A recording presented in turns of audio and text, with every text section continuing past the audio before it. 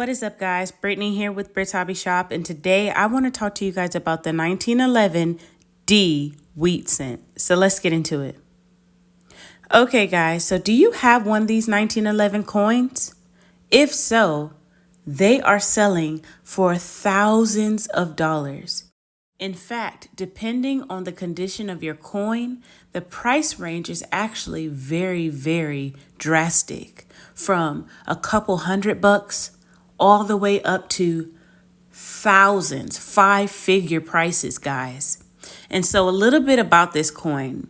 The 1911 D wheat cent is actually the first coin that was produced by the Denver Mint. And so some would wonder, how do I even know if I even have a Denver Mint coin? Well, what you need to do is go to the obverse of the coin, which is the front of the coin, and look directly under the year, and you will see a D mint mark. And that is how you know if you have a Denver minted coin or not. And so right now, I'm actually going to show you guys some recent sales for the 1911 D wheat cent. Check it out.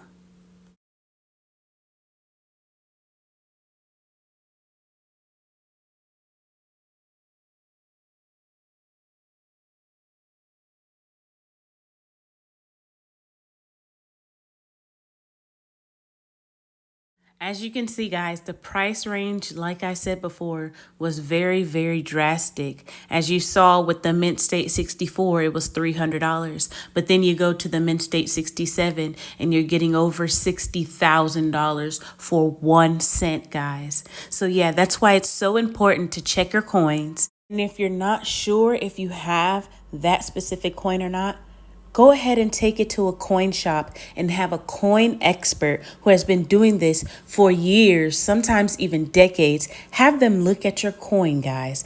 Do not take it to a pawn shop, because pawn shops are known for giving you a fraction of the price that it's worth. By all means, if you have to, take it to a second coin shop just to get another opinion.